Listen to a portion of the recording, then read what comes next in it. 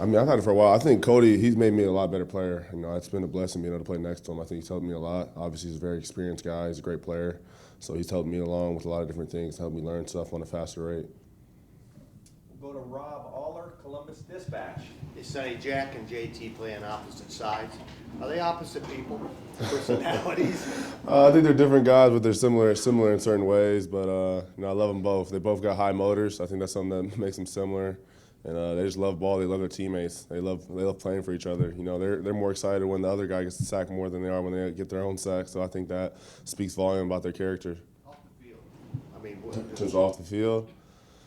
I think JT's a little bit more low-key off the field. I think Jack, he's kind of always like a high-energy guy. JT can kind of be a little bit more low-key sometimes, but they both just love this team. We all love hanging out with each other, so I mean, I guess you could say they're similar in that way. We'll go to Bill Landis, Kings of the North. Sonny, Ryan said that when he was driving back on the bus, he was on the defensive bus, and he heard you guys just talking ball the whole way, talking about stuff that happened throughout the game. How connected are you guys right now on defense, 1 through 11 or 1 through whatever, 13, 14, however many you guys play? Yeah, I think we're really well connected. I think you see it out there when guys are making plays, you know, guys running up to hype up the other player and things like that. But I think what really makes us go is the guy next to us. I think we all trust each other, we believe in each other, and we want to play for each other. So there's no one's out there with any kind of selfish intentions. It's just playing for the guy next to you. Going to go one more question here locally, and then I'll let Scotty take it over for anyone on the Zoom. Over to the left, Steve Hellwagon, 24/7 Sports. I got two, but they're not real involved. One, how have you improved from game 1 to game 14 doing this? You've never played this position prior to this season. Just in your mind, what are the areas that you've improved, I suppose? I think my footwork improved over time. I think early on in the season I kind of messed myself up with my false steps, crossing over, kind of made me a little bit slower to play. So I think I've got better at that. And I think I've got a little better at kind of trusting myself on certain plays. And I think it's something I still need to work on. Still got a lot of work to do. But I think the biggest thing at linebacker, you got to just be instinctual and just go. You can't like try and overthink things and try and over-process it because then you'll be slow to the play every single time. And Arvell Reese, just what have you seen out of him coming on this season, and it looks like he's ready to take over when Cody's done. Is that kind of how you view it? Yeah, I mean, I think he's going to be he's a great player right now. He's going to be a really, really good player next year. You know, obviously he's a physical specimen, big guy, fast, can run, can hit. I think the biggest thing, he took a huge leap this year in terms of like the mental part of the game. I think he has a great understanding of the game. You know, being able to play Mike linebacker, you got to be a smart football player, and I think he took a huge jump in that part of the game this year. Thanks. We'll throw it to Texas and Scotty. Yes, sir. We have two questions on Zoom. Our first is going to come from Dan Hope from 11 Warriors. Go ahead, Dan. Hey, Sonny, you talked about how you guys prepared going into those first 2 games. How do you guys make sure you keep that same edge going into this third game? Yeah, I mean, I think Coach Day has been doing a good job making sure there's no let off. You know, last 2 weeks really don't matter if you lose this one. So we're not really focused on anything that's happened in the past. It's a clean slate, and we're just focused on beating Texas. They got a really good team, a really talented team, and we know we got to bring our best to be able to win that game. Our next question is going to come from Kurt Bowles from the Houston Chronicle. Kurt, go ahead. Morning, Sonny. Good to see you. I was curious how you assess Texas offense, and they've had their struggles in the running game. So they look like a team that's kind of pass heavy and leans into the pass first. And how would you evaluate that part of their game? I mean, you could say they struggled the past few games with the run game, but I think they got a super explosive run game. If you watch the Clemson game, I think they put up almost 250 rushing yards or something like that. I think they're a team that's capable of putting up around 50 points if you let them. So, I mean, defense got to show up ready to play. It's an extremely talented offense on all 3 levels. I think the quarterback's a great player. The running backs are very, very explosive. The receivers are very explosive. They've got a great tight end, great O-line. So they're a well-rounded offense. And you guys are a big favorite in the game. Do you worry at all about overconfidence or complacency just because the way y'all have dominated the opposition so far? No, I don't think any of the outside noise matters. I think there's things being said about us before we won those 2 games, and now there's things being said about us after we won those 2 games, and those things might be different, and it really doesn't matter to us. We're just focused on the opinion inside the Woody, and we know we got to bring our A game every single week. I mean, it's a really good team. It doesn't matter how we beat the last 2 teams. This is a whole completely different team. Thank you. Yes, sir. That's all our questions on Zoom. Alrighty, we'll go back to the to the local level here. Bill Rabinowitz, Columbus Dispatch. Sonny, you guys travel, your fans travel very well, but obviously this game is in Dallas. Do you guys kind of thrive and like the playing in front of hostile crowds? I think guys kind of like going in enemy territory sometimes. You know, it feels good being a little bit of the villain, you could say. But yeah, I mean, obviously you got to take into the fact that it is in Texas, so it could be a loud environment, could be like an away environment. We obviously know that, but I mean, it doesn't matter where you put the ball down. We're just gonna show up and play. And I think there's a stat that you guys, that your opponents have not been called for a holding call since like September or something like that. Is that something that you guys are aware of? And do you guys point out on the film, they didn't call that one, they didn't call that one? Yeah, we're aware of the stat. We don't pay attention to it too much, so you got to just play. I don't really got too much to say about that. You got to just play through it and just let your talent take over. Don't let it come down to a ref's decision. Over here to the right, Austin Ward, the podcast. Sonny, it didn't feel like against Oregon that you guys had to blitz as much as you had been in maybe some other games in the second half of the season. Why is that? What does it allow the linebackers to do when you don't have that responsibility? What made that a successful approach on Wednesday? Yeah, I think when you got as talented as guys we do up front, with those four guys up front, I mean, a four-man pressure is feeling like a six-man pressure to the quarterback, so you're able to drop everyone else in the coverage. So it makes it a lot easier on our defense when the defensive line is just taking over like that. I mean, it's tough for an offense to do anything. You got four-man rush, feel like it's zero coming at you, and then you got everyone dropping into coverage, kind of just shelled over the field. So, I mean, it definitely makes the defense a lot easier for everyone else when the defensive line's playing like that. I think Jim Knowles had talked about this a little with having so many veteran players that you could make different game plans. You don't have to just be, pigeonholed into one thing week after week. Does it feel when you get in there and you guys start game planning like they are very different for every opponent for you guys at this point? I mean, I don't know if I would say that. I think they keep it simple enough where guys aren't like confused when we're doing. I mean, it might like look like that for like the quarterback. Like we might be giving them different looks and things like that. But I don't think it's overcomplicated at all. But I mean, that might just be because we got a veteran defense as well, so it could be a little bit biased. But that's kind of the way it feels. It doesn't feel overly complicated or anything like that. We'll go to Joey Kaufman, Columbus Dispatch. Sonny, how do you think it's helped you guys to have Caleb Downs drop down more into the box? Late in the season, we've been doing that. It seems like more. How does that help you guys? Yeah, I mean, I think both our safeties have done a really good job, dropping down in the box and being able to come down fast and run support. I mean, I think when you see guys coming from 12 yards and they're making tackles for 2 yards gains, that's pretty impressive. I mean, you saw Latham last game come from the weak side boundary hash about 10, 12 yards deep, come down, hit the dude at 2 yards and like almost knock him out. So, I mean, both our safeties they're super impressive in the run game. So it definitely helps with the defense. Usually when you're dropping the safety in, usually those are 4-yard runs, 5-yard runs, and they're stopping them for 2-yard runs, no yard runs. So it's super impressive and it helps the defense out a lot. We'll go to Jeremy Birmingham, the podcast. Sonny, how much has the defense structurally changed since the Oregon game in Eugene, or is it more of what Austin's talking about, you guys just being more veteran and knowing the defense better, or has there been fundamental changes that have been made? Because it looks a lot different. Yeah, I mean, I think there's been some changes, but I think a lot of it's been a mentality of trying to just be more aggressive, and we're just trying to just have an aggressive mindset. I think you've seen that when it shows up on tape with the pressures, the TFLs, and things like that. And I think we've gotten a lot better since the beginning of the year, and we've kind of improved on the issues that's shown up each week because the issues are always there. And I think we've improved on those really well, and then obviously we look like a completely different team now. Have you guys seen a different aggressiveness from the coaching staff since then? I mean, not just Coach Knowles and individual position coaches like Coach Laurinaitis, but even from Ryan Day, has he been a different type of leader? I think he's been a great leader the whole year. I think after that team up north loss, we kind of hunkered down and say like, hey, we're gonna get up and we're gonna start swinging, and we're gonna keep swinging as hard as we can, and see what happens at the end of the game. And I think that's what we've been doing the past 2 games, and it's worked out pretty well. Going up next to Mick Walker, Letterman Row. Sonny, you mentioned a great tight end earlier. What stands out to you about Gunnar Helm, and how do you kind of take out a guy that's such a focal point I think he runs great routes. He has good hands. I think they set up some really nice plays for him. Like you see some of those plays where he kind of sneaks out of the protection and comes out wide open.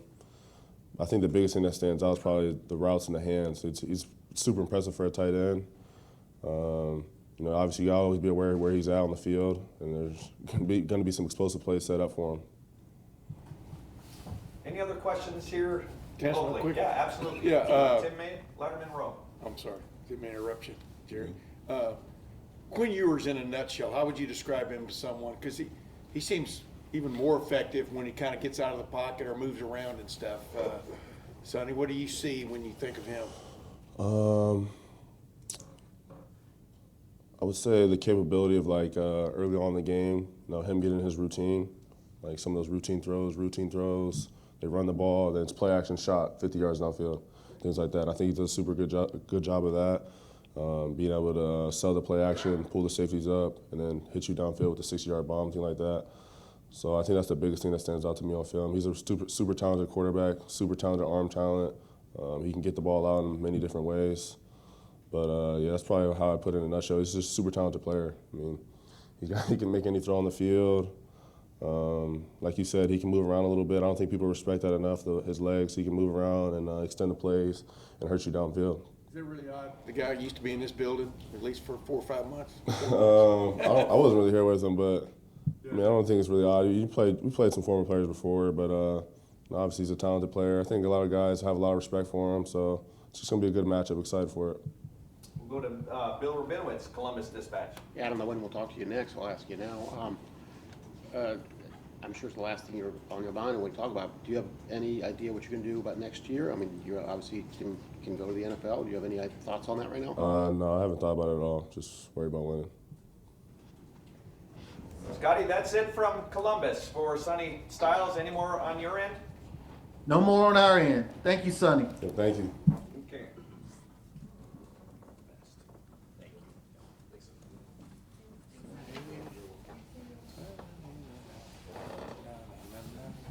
So, Scotty, we're just rounding guys up. I'll have someone here momentarily. Thank you, Jerry.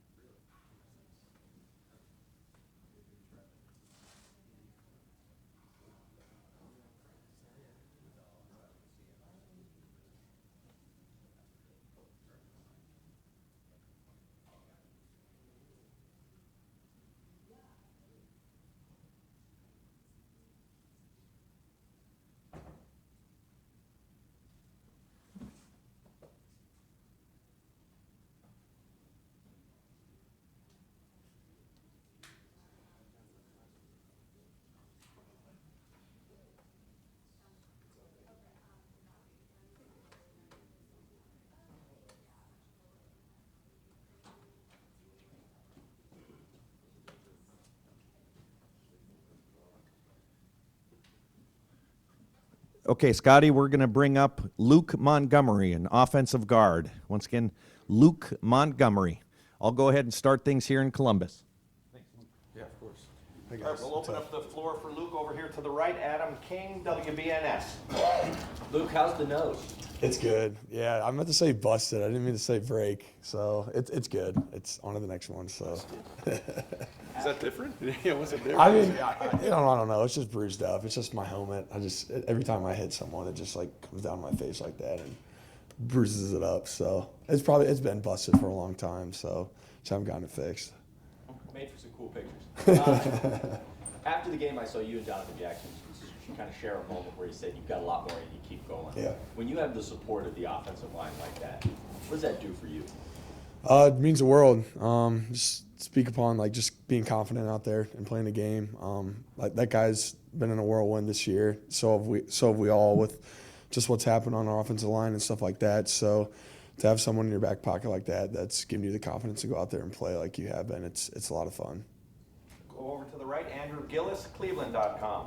Luke, do you feel more confident, having a couple of games, series of snaps under your belt now? How much more confident do you feel going into this Texas game as compared to, Oregon and Tennessee? Yeah, it's actually funny you say that. I've really felt the same the whole time. I haven't really blinked when I've gotten out there and got my opportunity. I think just the preparation the coaches have given us, like over these last couple of weeks going into games, like just that gives you confidence on itself. Go all the way to the back, Mark Coons, BSCN. Luke, we hear a lot about how this team is fighting to play one more week together. Is this team closer than last year's teams and teams in the past?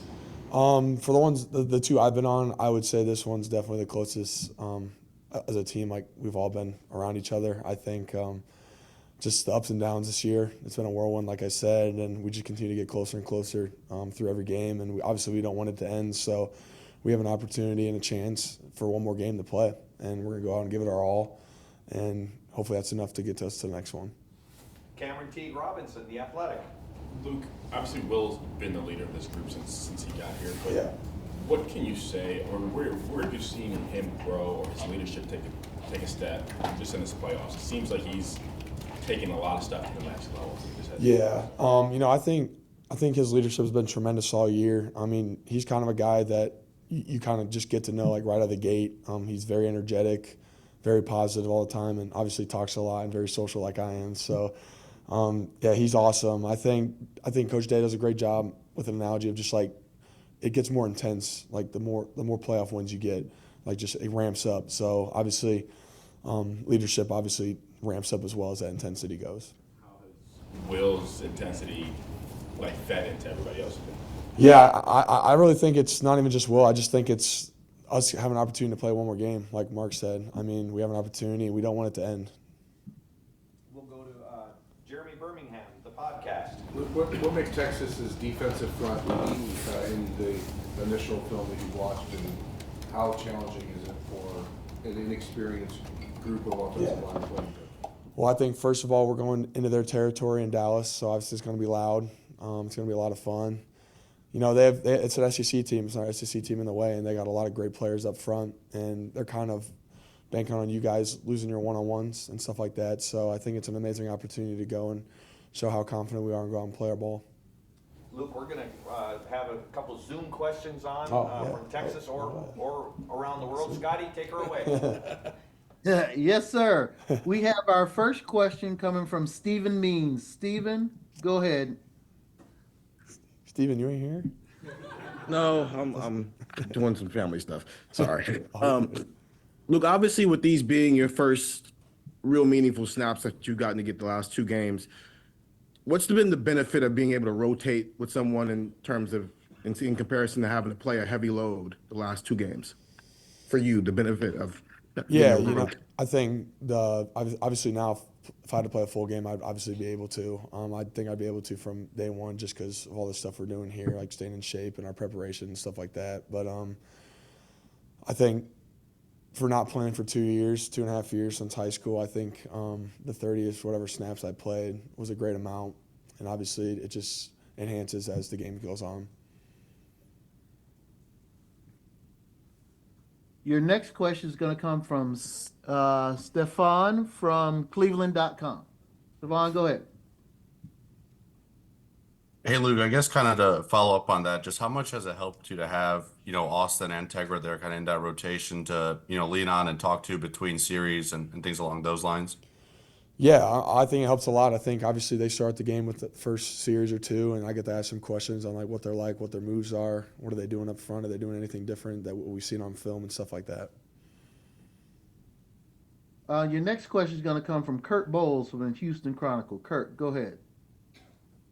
Hey, Luke. Good to see you. To piggyback on the defensive line question, anybody jump out at you, and who exactly will you be going up against? Yeah, I think they're all tremendous athletes. A ton of respect to Texas and what they've done this year. It's a lot of fun watching them on film. They have a great defense. I think all their defensive linemen are great players. Obviously, specifically speaking, the interior guys who I'll be going up against, I think they're all really good. They have different moves and bring different things to the table, so we got to be ready for that. Do you think they've kind of been a pass first kind of team and struggled some with the run? Do you feel like y'all do better against teams like that are maybe, I don't know if you think they're as physical as y'all are or not? No, I think everyone's the same. I think, we'll see what happens in this game. Obviously, we're pretty new to the game plan here, but we have a big practice today, and that's what we're really focused on. And obviously that time will come in the game. All right, we're going to take two more from Zoom and then turn it back to Columbus. Our next one is going to come from Michael Cohen. Michael, go ahead. Hey, Luke, question for you. When we spoke to Ryan Day on Friday, he mentioned that at this time of the year, he's able to focus even more on the X's and O's and less on some of the other like CEO kind of stuff that head coaches have to do in college football. And I was wondering from your perspective, where have you seen that show up the most in the way that the offense has played the last 2 weeks?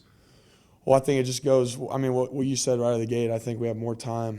Obviously school's starting back up, but we haven't had school for a couple of weeks, and that gives us more time to walk through, more time to have even more reps than we usually have. I thought Coach Bailey said going into that Oregon game, we had like 970-something reps in that week leading up to the game and stuff like that. And that's not just practice, that's walkthroughs, that's even more walkthroughs and stuff like that. So obviously when you have the opportunity to have more time to put into your game plan, it's going to go to show during the game. Okay, our final question for Luke from Zoom is going to come from Dan Hope. Go ahead, Dan. Luke, you started your career here at tackle. Now you're playing guard. To see what Donovan's done moving from guard to tackle, just how impressed have you been with his transition? He's a tremendous athlete, guys. I know he played tackle in high school, and it's a lot different coming here. But for him to do that, obviously just speaks more volumes of who he is as a person. I know that he wanted to be an All-American at guard and stuff like that, and he still got that this year. But, he's done a tremendous job going from guard to tackle, and not many people can do that. Jerry, over to you. Okay, we have time for just a few more questions. We'll go to Tim May, Letterman Row. Yeah, Luke, picking up on the Donovan Jackson thing, there was one play in particular that just caught my eye, man. It was the long pass to Jeremiah Smith for a second touchdown, but Donovan was looked like a boxing match with Jordan Birch, physically and stuff. What does he bring from that realm of just pure physical play in the game? If you were to build an offensive lineman, I'd probably just point you to Donovan Jackson. He's tremendous at all levels. He can get to the second level. He's fast. He's very strong, obviously, and he can play all 5 positions. And obviously, if I was an NFL guy, I don't know why I wouldn't pick Donovan Jackson. Yeah, does he feel like an older brother? Yeah, he does feel like 100%. Yeah, he's, he gives us all confidence, even more confidence than we already have, and he's a lot of fun. Obviously, he's been here and done it for a long time, and we're doing this for him, so it's gonna be a lot of fun. Rob Aller, Columbus Dispatch. Luke, obviously you don't know what an NFL season feels like, but does this feel like a long season at this point? And it makes you learn a lot about your body and what recovery really means and what it does for you over time and stuff like that. And obviously, high school, you played like 10 games, and Finley, we weren't very great, so we didn't get to play much past 10, 11 games. So, but the first season here for me was a whirlwind for sure. Second season, I kind of found my comfort zone and found what I needed to do to get my body right for going this long into a season. compared to last year, when you have a real bowl, an actual bowl, and you have that gap, does this feel almost like regular season? You're on to the next. Yeah. To the two 100%. Yeah, and it's better than regular season in my opinion, obviously, because we have more time to game plan and prep. We get a couple extra days, and whatever we can find that inch to win this game is what we're going to do. And I don't care how long we're in this facility, but we're going to be here as long as we can to figure out what we need to do to win. Steve Hellwagen, 24/7 Sports. Yeah, Luke, you kind of did have to wait a little while to get this opportunity, and Austin, got in there at the beginning of the season and different things. Just did you always just maintain that patience and belief that your time was going to come? And obviously, this is the beginning of what could be a great future for you at Ohio State. Yeah, I mean, we have a tremendous defense here. I'll start it off saying that. Like, for me, being able to play them every day, I just treat it like a game. Maybe I didn't get the reps on Saturday, but my Tuesday and Wednesday practices and full contact was my game, and I needed to really enhance that as much as I could to be able to be ready for this moment. Great. Folks, we good if I end it right there? It's we're a little over time. I've got Caleb waiting here. Luke, thank you very much. Thanks, guys. Thanks, Luke.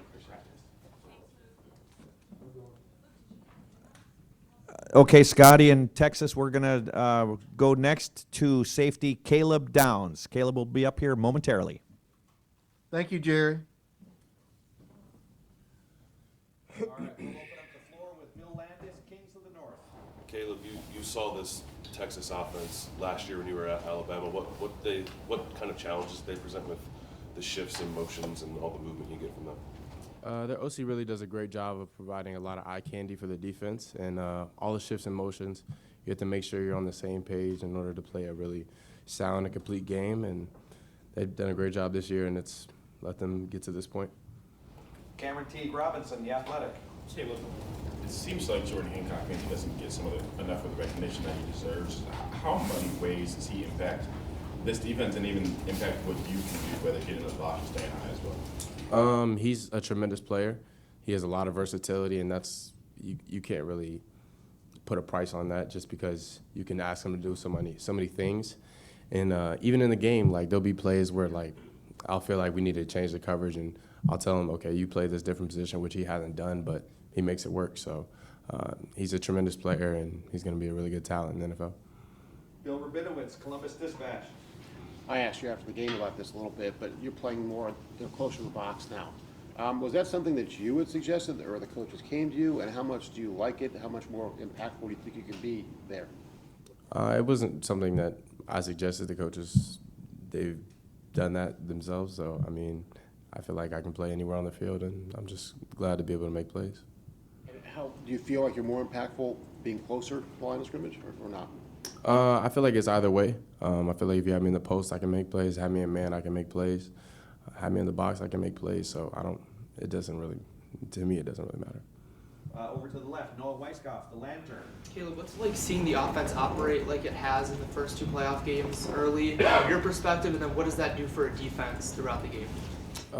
I've been ecstatic watching them play. It's been very eventful on the sideline, just seeing them play at a really high level and seeing everybody succeed.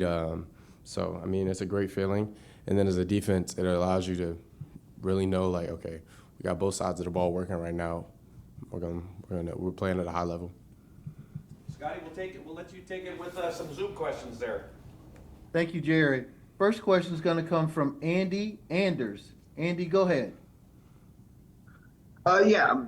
Another question about playing in the box, but I just wanted to draw on that specifically. Obviously you said you make plays wherever you're at on the field, but what about playing kind of at that maybe 12-yard depth in the middle maybe allows you to see and read and react to things and flow sideline to sideline when you're in that position? I mean, I feel like I'm comfortable at that position, and it allows me to be able to read the line and read the quarterback and able to get in the run game and play the pass. So I feel like that's a good spot for me, but I feel like I'm versatile enough to move around. This question is going to come from Danny Davis. Danny, go ahead. Hey, Caleb. Appreciate the time. Since you guys are both Thorpe Award finalists, I'm wondering, do you have a relationship or know Jade at all? And what are your thoughts on his game? He's a tremendous player. He's played really well this year. Watching his film, he's made a lot of plays, and they do a really good job on their defense, but I don't know him personally. Thank you. Our next question is going to come from Donovan Bridgeforth. Donovan, go ahead.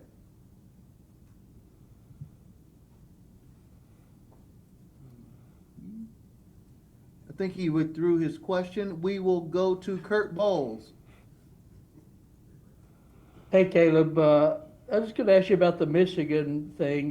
Texas obviously went up there to Ann Arbor and beat them, and y'all had your issues with them. Do you put any stock in that, or was that Texas-Michigan game just so long ago it doesn't matter at all? I mean, at this point in the season, it's win or go home. So really, whatever happens in the past doesn't have any stock or anything. Doesn't mean anything. So we had to play on Friday, and that's really all that matters. We're going to take two more from Zoom before turning it back. Our first one's going to come from Steven from Cleveland.com. Go ahead. Oh, Stefan, I'm sorry. Hey, Caleb, we've seen you were talking about the Ohio State offense, the success that they've had. Obviously, Jeremiah's been a big part of that. What's it been like this year going against him in practice? And, after doing that, does it surprise you at all to see him having the success he's had as a freshman? No, it doesn't bring any surprises. It was pretty easy to see the talent that he has and the blessings that God has put on his plate. But it's always a challenge going against Jeremiah and the other receivers and Mecca and Carnell in practice. And even guys like Brandon Inniss and Bryson Rogers, they do a great job bringing looks for the defense and create a lot of obstacles. Our final question from Zoom is going to come from Dan Hope. Go ahead, Dan. Caleb, Quinn had a lot of success against you guys when you played him at Alabama last year. Just what do you remember from going up against him last year, and what can you learn from that game? Really smart quarterback, knows how to operate their offense, puts the ball in the right places, and then Coach Sarkisian does a great job putting him in positions to win. All right, Jerry, back to you. Yep, thank you. Rob Aller, Columbus Dispatch. Caleb, JT and Jack playing opposite sides. Are they as opposite off the field as they are on in terms of personality and just the people they are? They're opposites, but they're also like one of the closest people I know. They spend a lot of time together. They've come from different sides of the country, so they're different people for sure. But they're both really great people and really great men. So I respect both of them. If you had to describe their personalities, how would you do that?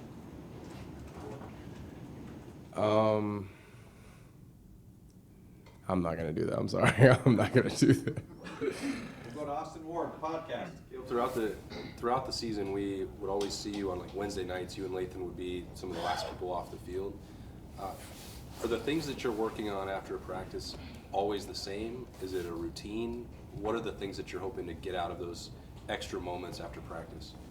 It's a routine, pretty much, the keys that we need to go into the game with. And then also it changes week to week based on what our jobs are going to put us into doing. So every week we go through the same things, and then we add certain things that we do for the week, what the team that we play is going to ask us to accomplish.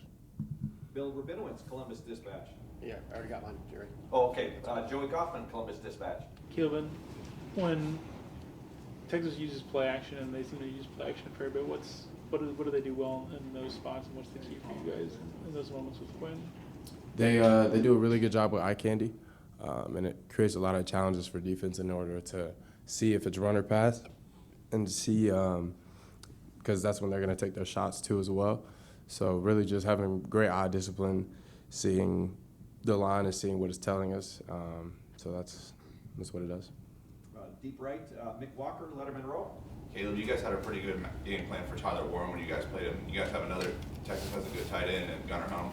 What do you guys kind of have to do to limit him, and what do you think about his game? He's a really good player. He makes a lot of plays, and has a lot of receiving yards this year. So really just do the same thing we've done all year, just be disciplined in our responsibilities, and if you're on them, you got to make the play when it comes. Right in front of him, Andrew Gillis, Cleveland.com. When you look at their receivers as kind of a whole, they spread the ball around, it seems like a lot. What stands out about, the way that they can spread the ball around to those different guys? A lot of really good athletes. I played with Isaiah Bond last year. He was a really great receiver, a lot of speed, and then all the receivers have made a lot of plays. So, everybody has to be on their P's and Q's if we're going to stop them and do a really good job. Front row here, Tim May, Letterman Row. Yeah, Caleb, you moved up here, and I don't have to tell you when you moved, but basically a year ago and stuff. It was a little bit of a leap of faith because you know how many athletes are on this team, good athletes and stuff. But when did you really feel this defense come into its own? And then past that, man, watching you in the Rose Bowl, your recognition of what was coming seemed to be on point. Did it feel like that? You personally. I think the defense has played really well throughout the season. I think we've had games where we played better and games where we haven't put it all together. But I think that's how all defenses are. So I can't say there's a certain moment where I think we put it together. But what was your second part of your question Well, again? in other Sorry. words, you seemed really on point against Oregon about recognizing what was coming. I mean, you were really active out there, directing and things like that. Did it feel like that? I guess. I feel like, as Luke said earlier, the preparation that we put in goes into that, and just feeling comfortable in what we're doing, comfortable in what we're seeing with the other teams. I feel like that allows us to play fast and can me and Lathan to communicate to everybody else. Did I miss anyone for questions here? Steve Hellwagen, 24/7 Sports. Yeah, Caleb, you came to Ohio State to play for national championship, and there were a lot of ups and downs throughout the season. Just to be in this position, the last 4 teams still alive, just do you feel validated by that? And did you always have faith that this is how it was going to turn out? I came to Ohio State to become a better player and to help the team be as good as it can be, not to win a national championship. Not like that wasn't the only goal for me coming here. Really just wanted to be on the team and be with the brotherhood. But it's a great feeling being in the Final Four and being with the team and everything that comes with that. But it's a blessing to be here. And one final question, Bill Rabinowitz, Columbus Dispatch. Yeah, I did want to follow up. When I talked to you after the game, you said when they scored their first and second touchdown, you were really hot on the sidelines. What was your message to the team? And you know, that's a good offense. They're going to score against most teams. Why were you so hot? Really just because we didn't execute, which let them score. So we've done that a lot, which is something we can't do in these big games, in these games where it's win or go home. So we got to make the plays when they come, and we got to have competitive excellence, as Coach Day says, make the play where your number's called. Caleb, thank you very much. Appreciate y'all.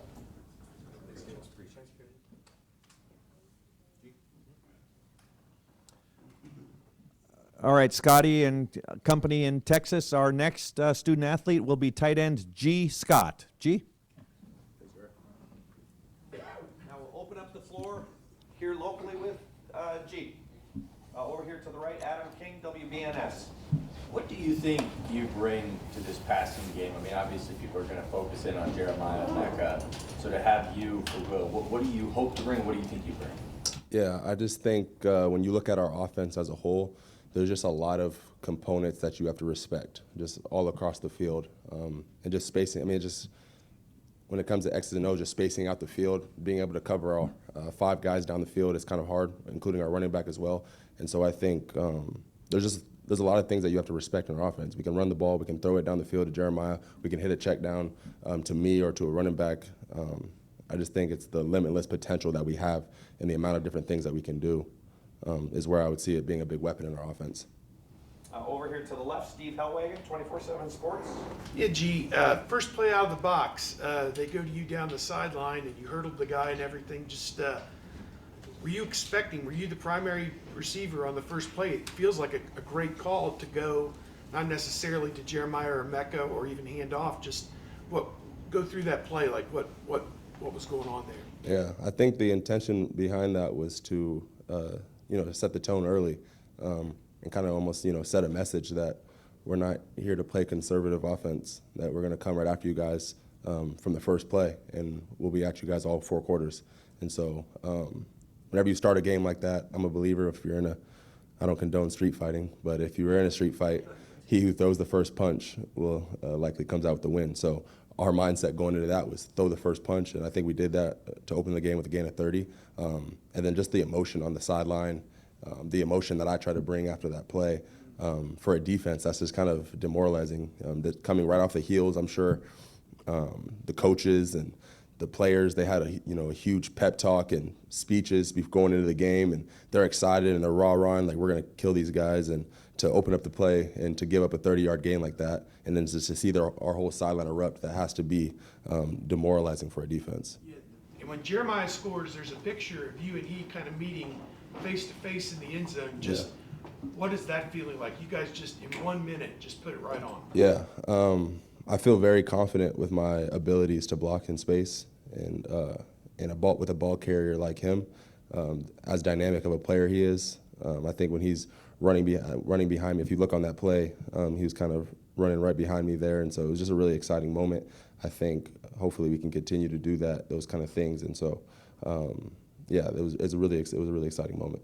Over here to the right, Kellyanne Stitz, WSYX. G, you mentioned you guys have come out swinging back-to-back fast starts. The offense is just firing all cylinders. What's been the difference in preparation leading up to the last couple of games? Yeah, I don't know. I wouldn't like to say that there's been anything dramatically different than maybe even the first time we played them. But the goal is to, week by week, you got to upgrade. You know, that's a big motto that we have on this team, that you have to upgrade week by week. That the team that you were last week or the team that you were in week 5 just isn't good enough to compete in the college football playoffs. And so our mindset is to get better and better and better. Call it what it is. Last time we played them, we fell up short. But, you know, here we are, X amount of weeks later, we were able to see who upgraded more. And it looked like it was the Buckeyes. And so the goal is just to continue to upgrade every single week. And then you'll look back and see how far along you've came. Austin Ward, podcast. Gee, when you go back to that street fight and throwing the first punch, the fact that the coaching staff trusted you to do that, we all know how much work has gone into your career and getting to this point. Yeah. I mean, is it wrong of us to say that might mean a little something more, that you are the person they wanted to start the game with? I would not necessarily. I mean, in my opinion, not necessarily. I think that the coaches have great trust in all of us that are out there. I think if they didn't have great trust in us, I don't think I would be out there. Or I don't think, you know, certain guys would be out there if they weren't trusted. And so I think the job of the coaches is to draw up and put us in positions to be successful. And I'm just a true believer that our coaches do a really good job at that. And so I don't really ask questions on what they tell us to do. I go and I do my job at the highest level and I try to execute it. And so, yeah, I think it's just my job when the ball comes my way to make good things happen. And, you know, you look forward with hopes that it'll continue to keep coming your way. Rob Muller, Columbus Dispatch. Yeah, you have to go against JT and Jack. Seems like they just keep improving. What's it like going against them on, say, Tuesdays? Have you seen that improvement? How much of a challenge and helping is it? Yeah, no, those are two electrifying players. I don't think, you know, just being real, I don't think I've seen any defensive ends to their caliber on an opposing team yet this far. And so when you get to go against that every single day, going back to the analogy of fighting, when your sparring partner is that good, when it's time to show up and play on game day, you're going to have confidence in where you're at. And so I just feel like those guys have given me a great amount of confidence going against those guys all throughout camp, throughout the entire season. Sometimes when you get to the games, it's like, dang, I was going against better at practice. And so that's the whole goal, right? Iron and sharpening iron, and we believe one man will sharpen another. And so that's the goal of why we practice so hard and why we do the things we do, even to this point of the year, why we practice so hard still, is to give ourselves that mental confidence over the opponent that I've gone against better opponents, you know, even in practice. And so that's the goal right there. What are these dudes like off the field? They play opposite on the field. They seem like they're pretty different off the field. Who, Jack and JT? Yeah, no, they're great guys. I think, yeah, there's a bunch. I mean, from top to bottom on our team, there's just a bunch of great characters on our team. You know, all throughout. But when you get on that field, they go into a mode where they're not to be messed with. And so, yeah, I'm glad to be on their team. Gee, I think it's about a month ago I asked Will where his confidence as a thrower has grown. He said it's been night and day from January to where he is now. Yeah.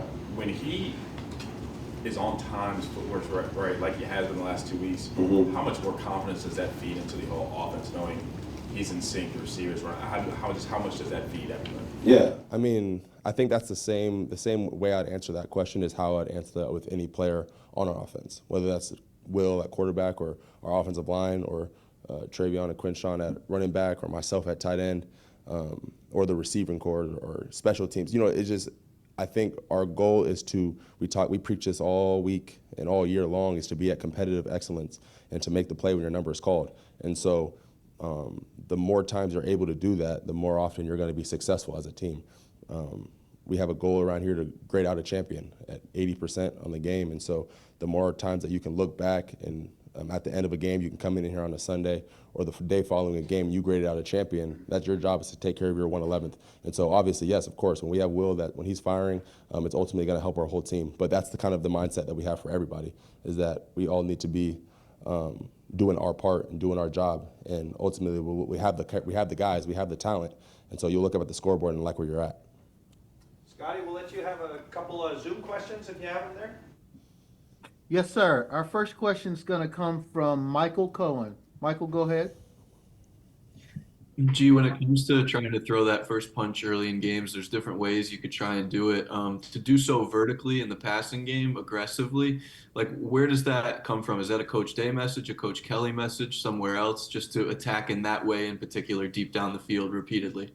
Yeah, I think that's just our entire identity as an offense. I think, yeah, definitely Coach Day and Coach Kelly, they kind of installed that mindset is that we're not going to hold back. We're not going to hold back. We're going to come after them. And sometimes coming after a defense doesn't always look like taking a 50-yard, 60-yard shot down the field. Sometimes that's just we're going to run the ball right at you. And so I think that's just kind of the mindset behind it is that we're going to come right after you guys despite how it looks. It might be a vertical throw or it might be running in between the tackles, but the whole message stays the same, is that we're going to be dominant, we're going to be the proactive ones, and we're going to throw the first punch. Next one's going to come from Dan Hope. Dan, go ahead.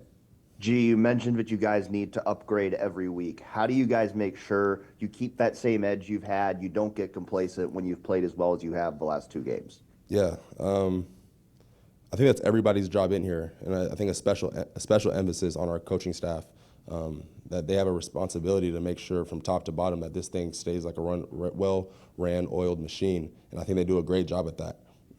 One thing they don't allow us to do around here is get complacent or to be comfortable with wins. Although, Coach Day does a great job. He tells us all the time, to whenever we win these games, he says, enjoy this win for 24 hours. To be able to feel it, it's important to celebrate your victories.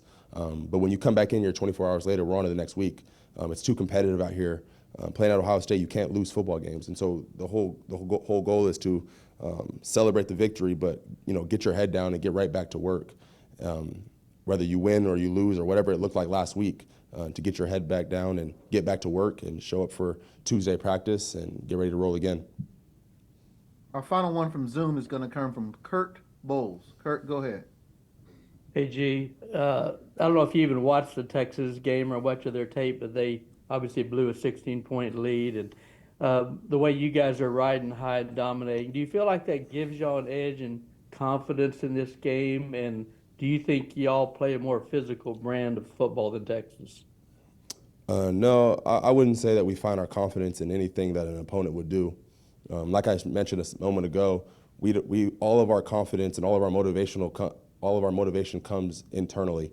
We don't look at an opponent and say, they blew a 16-point lead, or so we're going to give us more confidence that how much more can we do, or we're not going to look at a team that maybe just blew out another team and maybe be a little bit more timid because this is going to be a good team. I think a lot of our motivation and a lot of our drive comes from what happens internally in this building.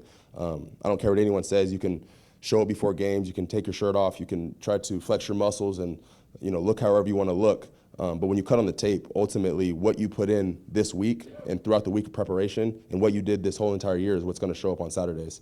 The rah-rah stuff, the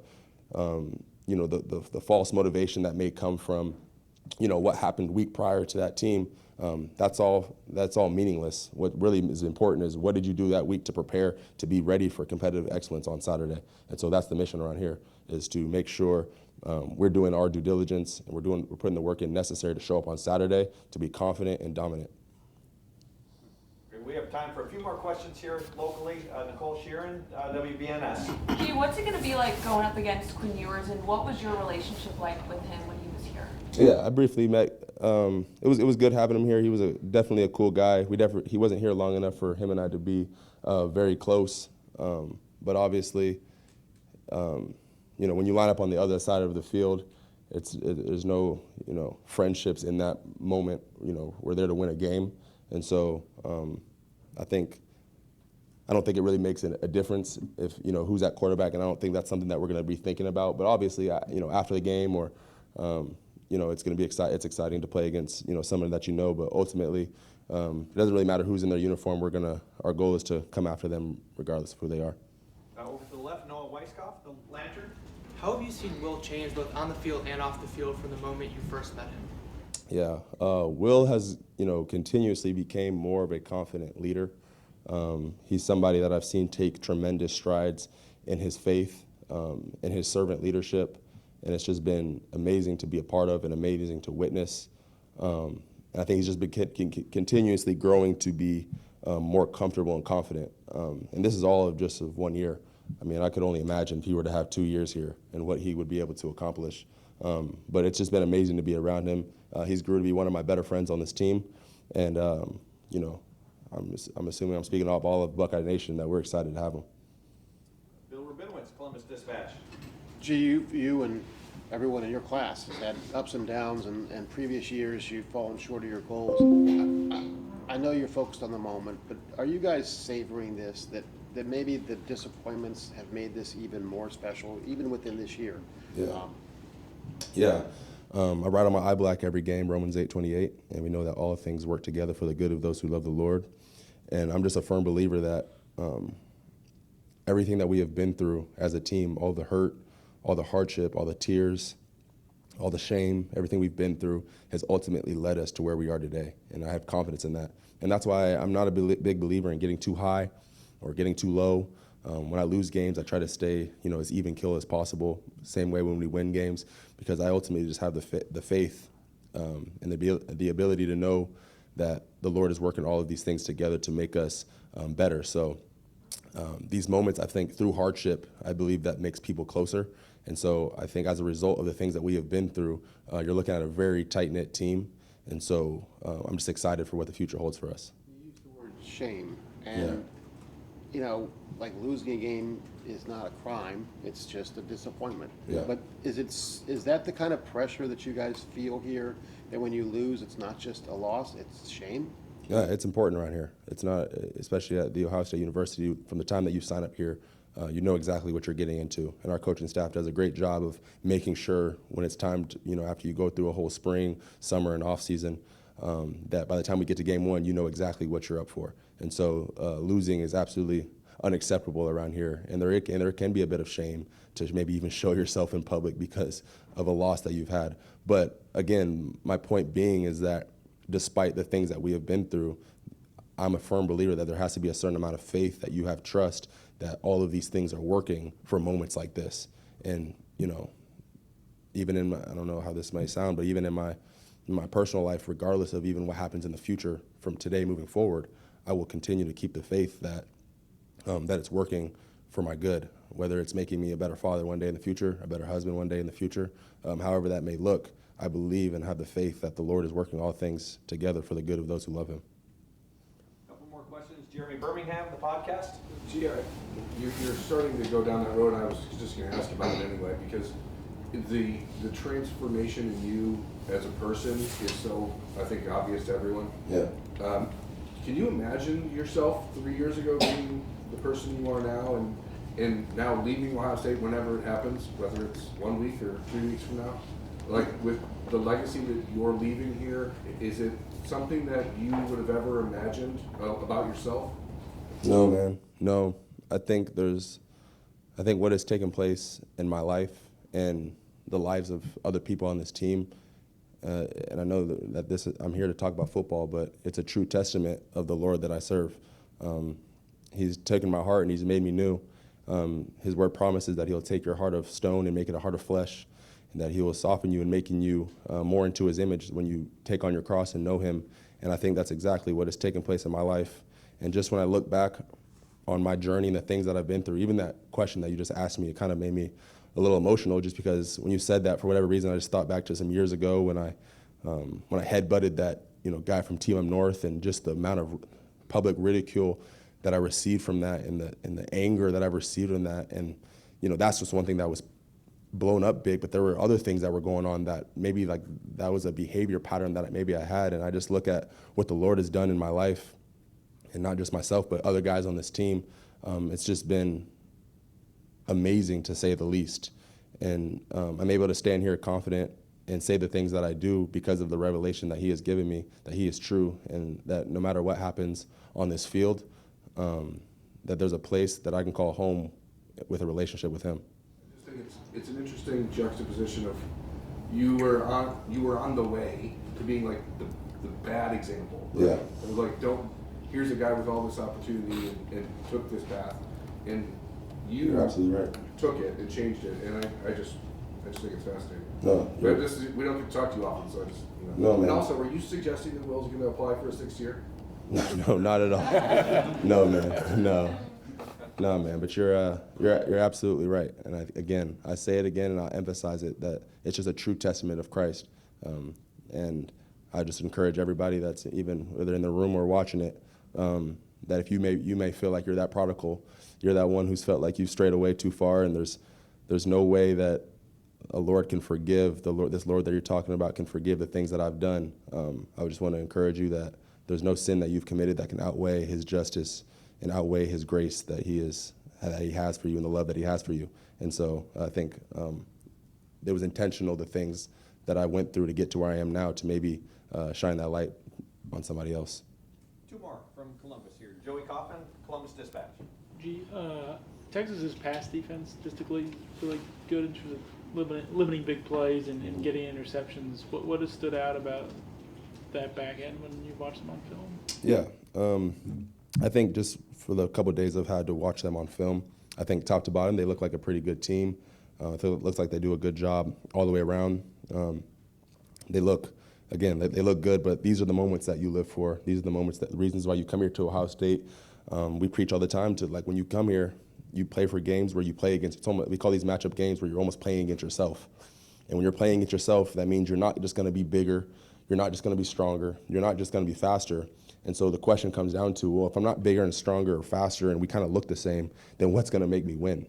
And I think ultimately the answer to that question is all the intangible things that you work on throughout the season, the things that kind of you can't really see on the outside, the grit that you may have in your heart, the distance that you're willing to go to win the game, the skill that you have acquired throughout the season.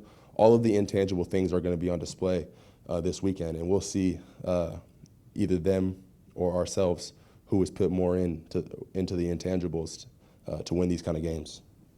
Any final questions? Tim May, Letterman Row. Yeah, as you've been speaking here, I'm just thinking of other teams I've covered in the past, really good teams and stuff. And I had one guy one time tell me there was almost like a hum in the background when you're in this building and stuff of like work being done and things like that. And you have a feel for the spiritual aspect of this team also and stuff. Do you feel that special hum or whatever you want to call it about this team at this moment? Without a doubt. I said it a few times in the interview post-game, and I'll say it again. There was a moment that we were able to share after coming after that loss against Team Up North. We had a player-led meeting where we were able to hash out some of the differences, what we think is going wrong, and it was just a moment to be very vulnerable with each other as brothers. And there was some frustration that was going on, and ultimately at the end of it, in this room actually, we stood in here, all 100+ guys, and we locked in arms. We put our arms around each other. Actually, when you looked around in that moment, there was actually a few guys that were even tearing up just because of the powerful moment that it was, and we were able to pray together. And I think ever since that moment moving forward, I wouldn't even say it's just from that moment. I kind of knew all along, but I believe that there's something very special about this team. And I think people are getting ready to witness the special ability that this team has. I've received a lot of ridicule and, coming after losses of just, how people they say things like I miss real football players. I'm tired of these Christian athletes on the field. I miss the real gritty football players. And I think here moving forward, people are going to be able to witness the strength of the Lord that we serve. Yeah, your dad told me on my podcast, toughest team wins, bottom line. Yes. You feel that in your heart too, that the toughest team finally wins these games. Yes. I mean, there's an accumulation of a lot of things. There's being tough, having discipline, not getting, dumb penalties, having great technique. Again, when you get in these matchup games, it's all the intangibles that you can't really see. I'm not just going to walk out in the field and just have confidence that I'm bigger than them and I'm stronger than them like we can in maybe some other games. That's just not how it works. And so it's going to come down to all the intangibles. Am I more disciplined? Am I not going to hold on this play? Am I going to make the catch when the ball comes to me?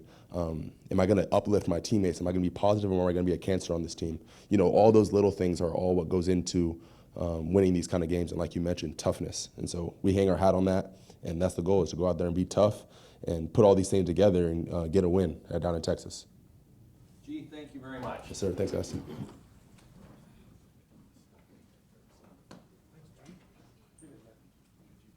All right, Scotty, and our folks in Texas, our next student athlete from Ohio State will be wide receiver Brandon Inniss. Brandon?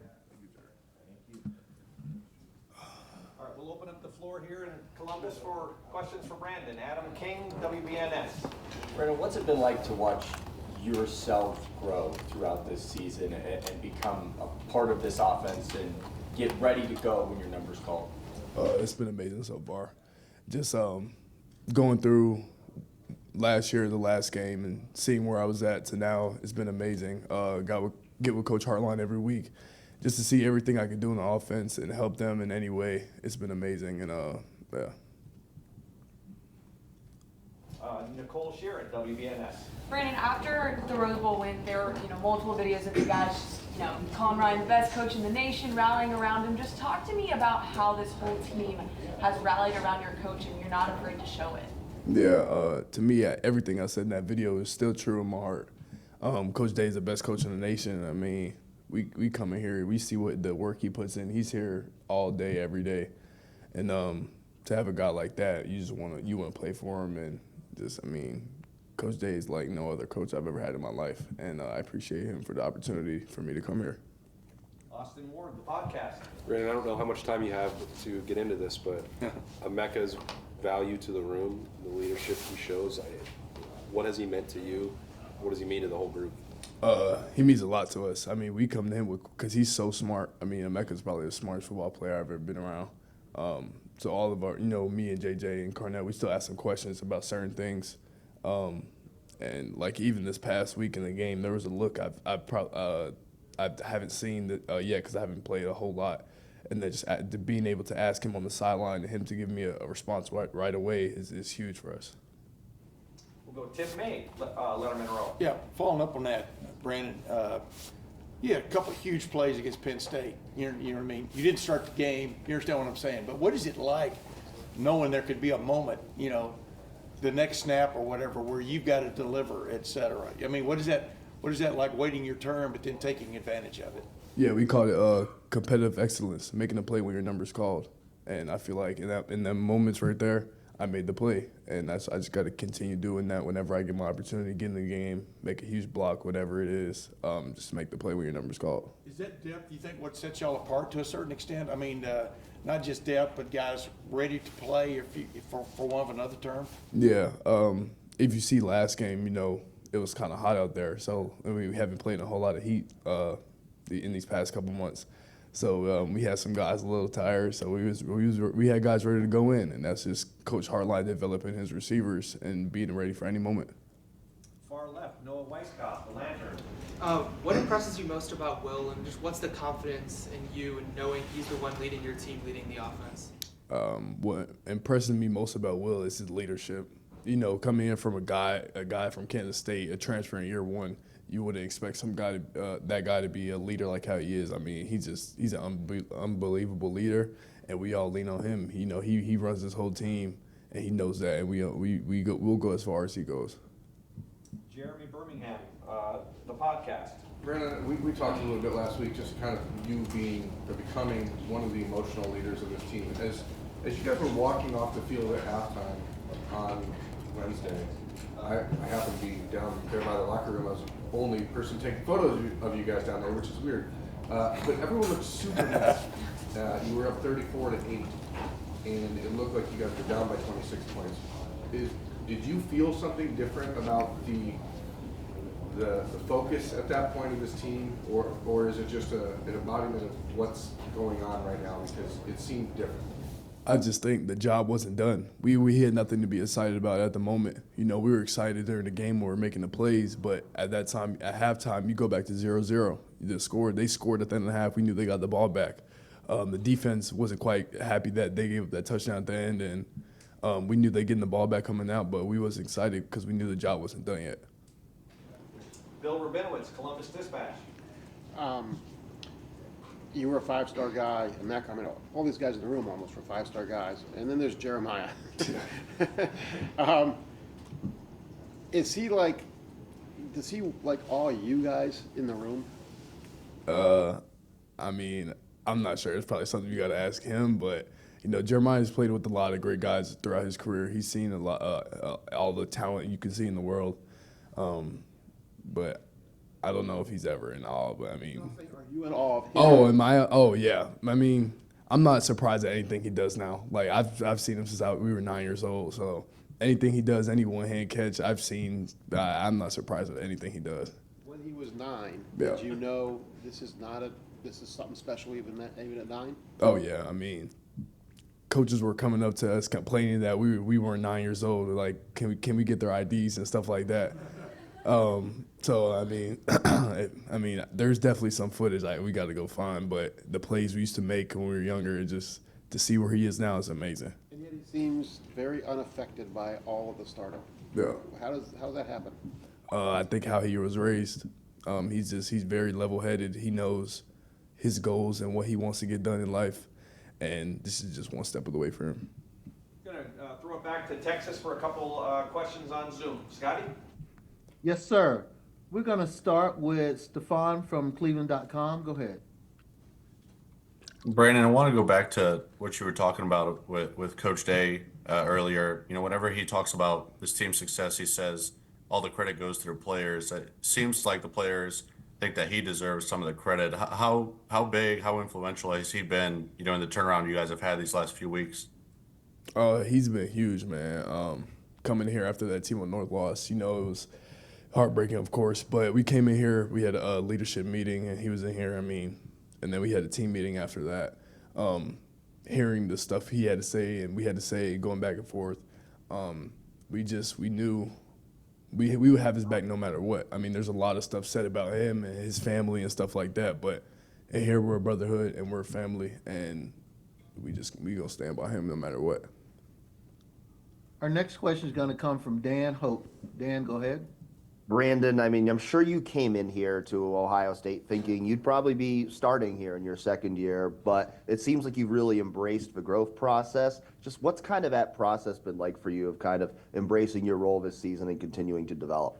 Yeah, in life, things doesn't go the way you exactly planned it to, and that just didn't happen. Things happened to Mecca last year that allowed him to come back, and that allowed me to learn more, and that's just how I see it. It makes me a better football player for the future. That's it. 3 more on Zoom. Next one's going to come from Stephen Means. Go ahead. Steven, but I'm sorry. Yeah, you're good. It's Brandon, there are a lot of clips of you this year where you're super excited after a block and kind of showing your emotion there. What about blocking do you love so much as a receiver?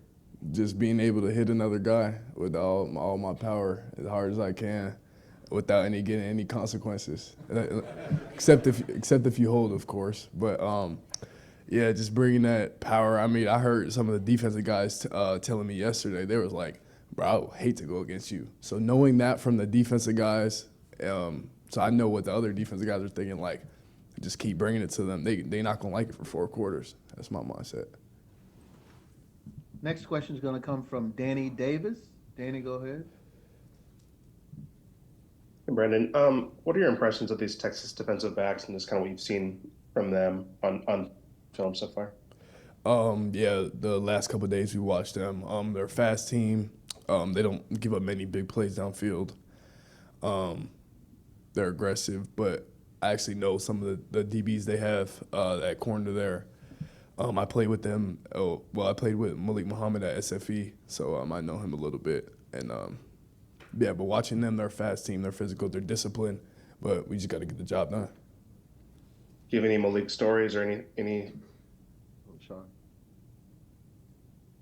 Wait, what did he say? Do you have any Malik stories or anything you remember about playing with him? Yeah, but I'm not gonna say them here. We'll just keep that in.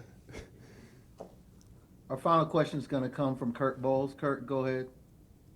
Hey, Brandon, one of the issues Texas has had the second half of the year is finishing.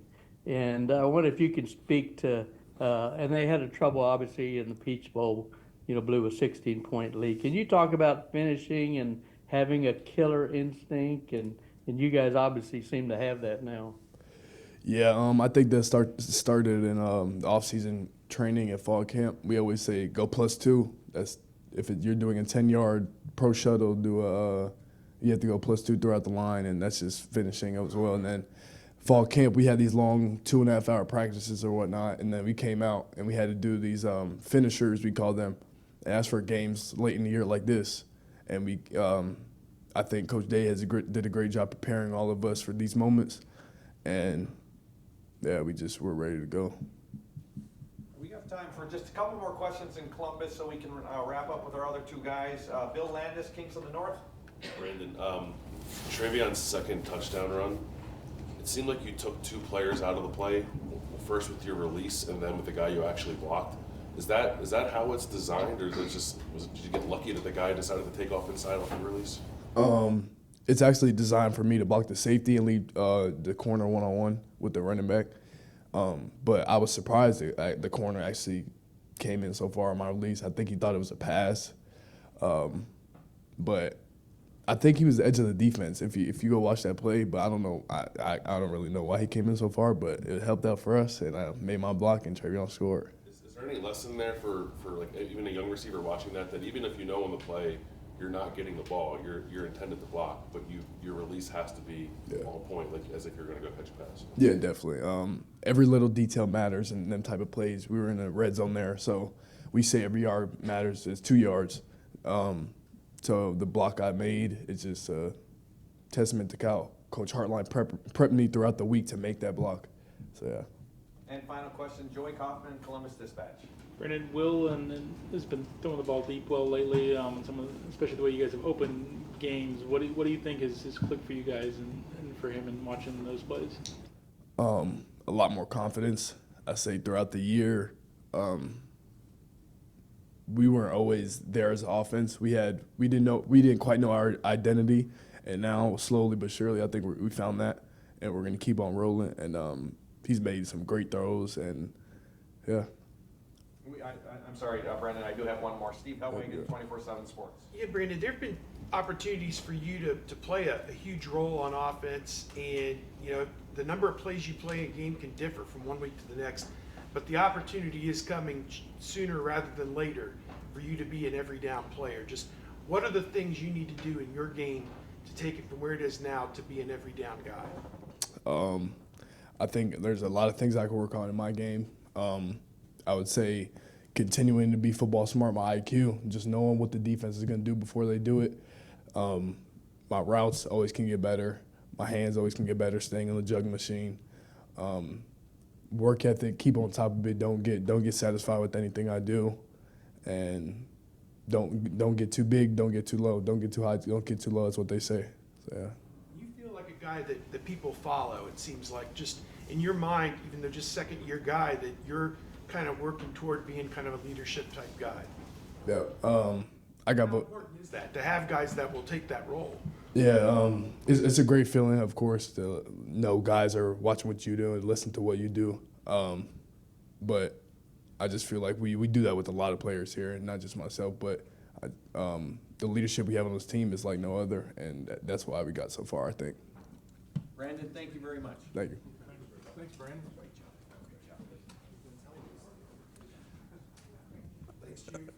You betcha. Okay, our next student athlete is defensive tackle Tyleik Williams.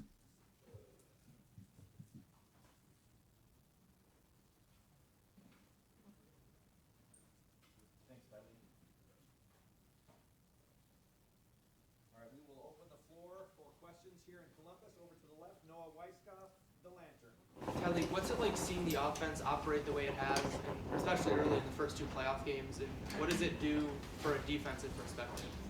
When you see the offense going out there, putting up points, succeeding at the level they're doing, it really motivates us to go do the same thing, keep getting them the ball back, and, just watching them, do great things. when they build a lead like they've done in these last 2 games, it makes it easier on us as a defense because, you know, it makes the offense we're going against, you know, one-dimensional. They can't run the ball to, you know, get that lead back. They can, you know, throw the ball. So, you know, it helps us. Austin Ward, the podcast. Tyleik, how many times this season do you feel like you've been like fully yourself, fully healthy? Truthfully, I don't think I've been fully healthy in a while because you know, I've had these all little nick and knack injuries, but I still think I'm, you know, producing at a, you know, great pace, you know, with my guys next to me.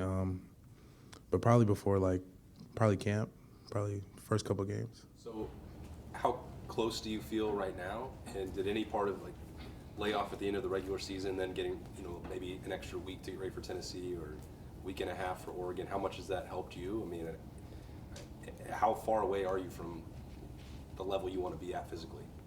I mean, I think I'm at a great level right now. You know, there's always going to be a little injuries, you know, battling. But I think I'm perfectly fine right now. I don't have anything I'm worried about right now. Bill Rabinowitz, Columbus Dispatch. Yeah, I asked G this question. You've been here personally through the ups and downs, the team ups and downs. Does that make what you're doing now to peak, you know, to pull together the way that you have these last 2 games, does that make it even more special? I think definitely, you know, I've been here, you know, going on 4 years, and we haven't really did anything.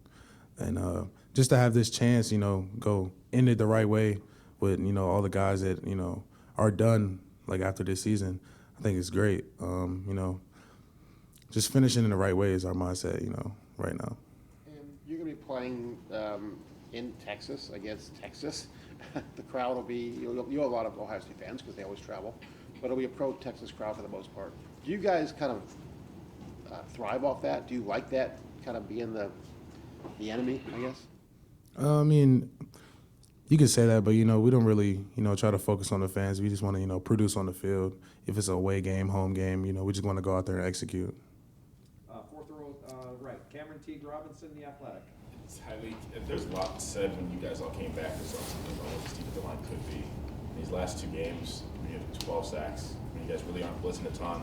It's not even just starters, it's the bench guys, Kenyatta, Edwards coming in. What's it been like to see this group realize its potential and kind of really kind of recap it the last 2 weeks? I say we always knew what we had in our room. You know, it's just now it's just showing up. You know, teams are scheming us different ways, and it's allowing, you know, certain players to make certain plays. And I think, you know, we got so many guys in the room. You know, we have 2s that can be 1s anywhere. We have 3s that can be 1s anywhere in the country. But they all, you know, decided to stick here and, you know, grind this thing out with the guys they came in with. And like I said, I think we have a great group who, you know, can make plays at any time. When you guys get 8 sacks in a game, but also holding all this to minus 23 rush yards in a game, what is that like, and what does that say about just really the job you guys did last Saturday? I think it's a great feeling, you know, looking up at the scoreboard and seeing like a negative, definitely. But, you know, it's just like all the work we put in over the summer, over the season, you know, we've been building this defense to where it is now. And like I said, when we're executing and we're at a high level, it's hard to, you know, do anything with us. Behind him, Jeremy Birmingham, the podcast. Tyleik, I'm not going to ask you to call out officials, okay, but I do want to ask you this. Have you ever been held before? Yeah, I think our whole D-line gets held, you know, every game. I don't know what the refs are seeing or what's going on with that, but if you turn on the tape and really look at it, we're held almost every play. So, is there something, can you guys be better actors? Can you be more you know, dramatic about it? What do you think has to happen for that to get called in your favor one time this season? We can be actors, but, you know, we don't really teach nothing like that. But I don't know if it's because we're Ohio State, they like, you know, letting things go or what it is, but it's been, you know, pretty bad. I know y'all see it too. It's every play, almost every game. Gotcha. Adam King, WBNS. We got a chance to see a glimpse of Coach Day's pregame speech. The intensity that you've seen from him the last 2 games in the playoffs, is that different than you've seen throughout the year? And what does that do for this group before you go out on the field? I wouldn't say it's different. He's been like that his whole year, but it's just now it's, you know, getting recorded and posted. But definitely when you see your head coach is fired up like that, it likes to fire in you to, go out there and do better. And, you can't thank Coach Day enough because, he's our leader of his team. And when he's like that, he makes you want to, go out there and do great for him, for, like, the guys around us. Scotty, we're going to go to you. A couple on Zoom. Yes, sir. We're going to start with Andy Anders. Andy, go ahead. Yeah, Tyleik, Texas runs a lot of outside zone schemes. Just what's important for defending those kinds of plays on the ground, and I guess just stringing out those kinds of, so to speak. Can you say that again? Had to unmute again there. Yeah, just Texas runs a lot of outside zone in their run game, running schemes. Just what's important for defending that kind of play as a defensive tackle? For a D tackle versus a stretch team, you always want to talk about penetration, like penetrating the line and not catching. Because once, you penetrate the stretch, it basically stops the stretch and makes them, cut back to, unblocked players. So really just attacking this game and not catching. Next question is going to come from Dan Hope. Dan, go ahead. Tyleik, you were in a freshman class with Quinn. Now you're playing against him a few years later. Just what's that like for you? Quinn's my guy. He's a great competitor, great quarterback. I think it'll be fun going against him, trying to get him running around. Next question comes from Kurt Bowles. Kurt, go ahead. Yeah, Tyleik, I don't know if there's one thing you can pinpoint why y'all been so dominant. I would think maybe it comes down to the physical brand of football. Do you feel that's going to be the survivor in this game? Who's the more physical team? I'll say definitely the most violent team. The team that plays the fastest, executes the most, and exceeds their game plan the most is going to win this game. Our final question will come from Stefan from Cleveland.com.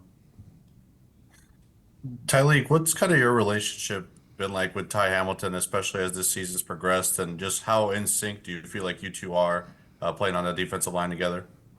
Me and Ty are, we've been roommates for the past 2 years. We live in the same apartment complex. We play the game together. It's really like one of my best friends on the team, and, we talk about a lot of football things, so we're really on the same page with a lot of, plays teams like to run against us. It could be some stunts we run. We're always, connected in some kind of way. Jerry, back to you. Great, thank you. Got time for just a couple more questions. Joey Kaufman, Columbus Dispatch. Tyleik, what does it say about your defensive line and how prideful are you guys when you can get 8 sacks, 13 tackles for loss without having to bring a ton of extra guys and pressure, but you can just rush forward and do a lot of that? I'll say kudos to our coach, Coach Jay. Teaches a lot of technique, and sometimes it doesn't show up because teams scheme you different ways. But when you have a team one-dimensional, like they have to pass the ball, that's when all the the pass rush technique and stuff comes out. And I think we've gotten Tennessee and Oregon to those situations where they had to pass the ball, and just let us rush free instead of worrying about the run, if that makes sense. Are you guys just winning those one-on-ones in those pass rushing situations to allow you guys to get so many sacks and TFLs? Yeah, I'll say we're definitely winning way more one-on-ones now. And, they're not keeping as many guys in the box to block us because they have to, they're trying to come back. So I think it's, like I said, it's just kudos to the offense, creating these big leads and making teams one-dimensional. Go to the far left, David DeGuzman, WCMH. Tyleik, we've talked about how better the team has gotten as to getting off to fast starts on both sides of the ball, but there has been some scoring late in the first half against Tennessee and against Oregon. Has there been renewed emphasis on controlling the middle 8, and how important will that be against Texas? Definitely, that's one of Coach Jay's biggest points, controlling the middle 8. You control the middle 8, chances of you winning that game goes, skyrockets. So definitely versus Tennessee and Oregon, we gave up touchdowns, late in the, first half. But we just got to keep our foot on the gas. We can't let up at all because these teams we're playing are great teams. Like Texas is a great team, great offense, great offensive line, great quarterback, great receivers, great running backs. So we just got to keep executing like we know we can and see how it plays out. Okay, final questions for Tyleik here, Tim May, Letterman Row. Tyleik, Aaron Donald used to talk about everybody's hurting at this time of the year, but when the lights come on and the snap goes, what goes off in a guy like yours mind? I mean, from the standpoint of making the play. I mean, can you explain that to people who don't get to play down in the middle of it all? I would say, like I said, you're right. Everybody is hurt around this time. We're 15th week, 14th. Deep in the season. You just gotta show up. That's my mindset. You just gotta show up. No matter what I'm going through, I gotta make that play. I gotta be disruptive. Just to help my team out. Because when I'm on my A game, everybody else can feed off of me, or we can feed off of JT, Jack, Ty. But I said, Coach Mick always says nobody cares. It's true. Nobody really cares if you're hurt, if you're injured. You just got to go out there and play and make plays. You touched on it a little bit. Explain the drive you have personally to get through this next one into the next one. But I know it's one step at a time. But you came back, et cetera. Explain to people what's going on in your brain about your motivation. My motivation, we all have our whys. Why we're doing things. We got family. Family here, our team, our brotherhood. But you want to do right for your brothers, on this team. We're trying to win the big thing. We're not just, trying to go win 2 games and lose. We're trying to win the big thing. As long as we stay motivated, stay, humble, don't take the rat poison, things like that, and just execute and just play our hardest, then we'll be fine. Tyleik, thank you very much. Yes. Thanks, Mr.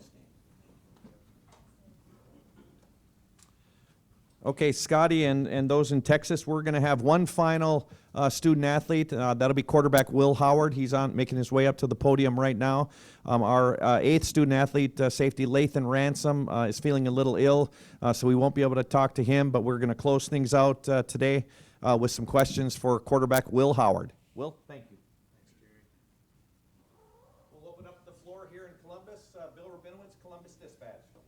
Played at that stadium a couple years ago. What are your memories of that? And I know it's not a big deal, but does it give you a little bit of comfort knowing you played there before? Yeah, I've actually played there twice. We played there in 2021. I didn't start in 2021. It was our first game of the season there, my sophomore year. We played Stanford, and then obviously we played in the Big 12 championship down there. And yeah, man, it's a fun place to play.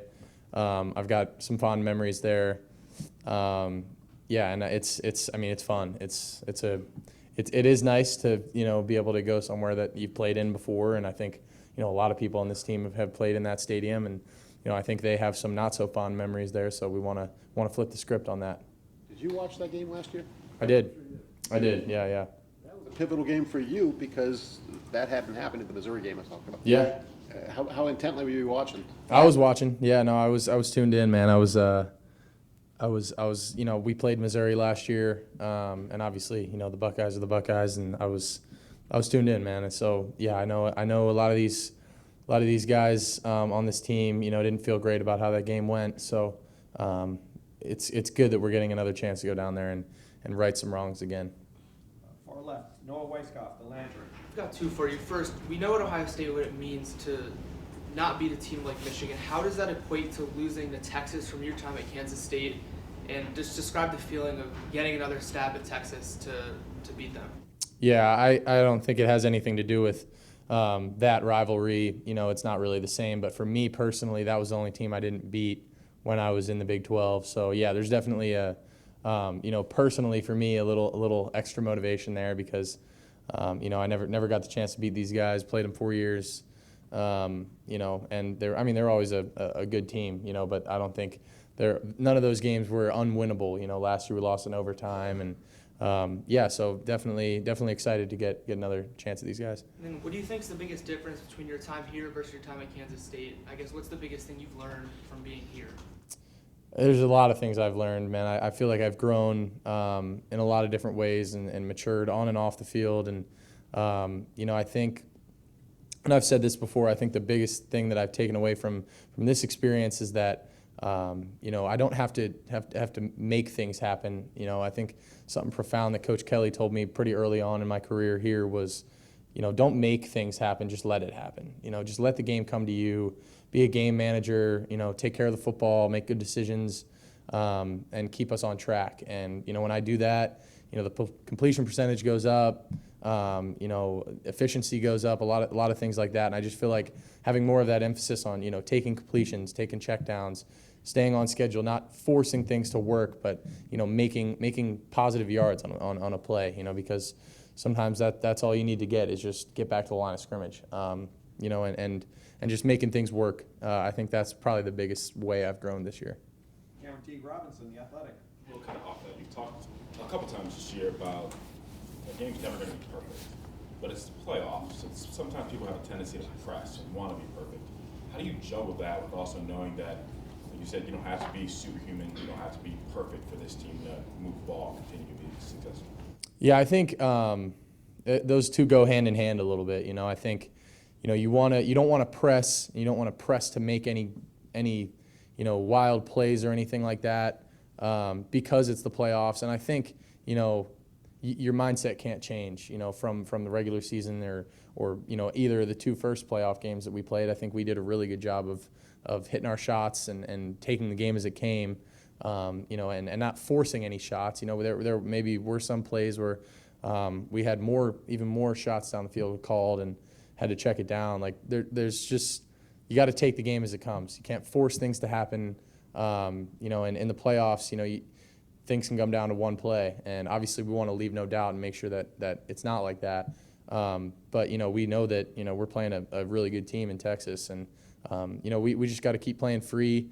Playing with an edge and doing what we've been doing, and I think we're playing really good football right now, but we just got to keep ramping up and keep getting better and better. And Luke was talking about you as a leader, kind of the intensity you bring, just everything you bring to this group, but it just seems like that's you, like that's kind of your personality, your outgoing personality. Just kind of put in words what this year's been like, how much fun it's been for you, knowing kind of everything that went on in your career and how you got here.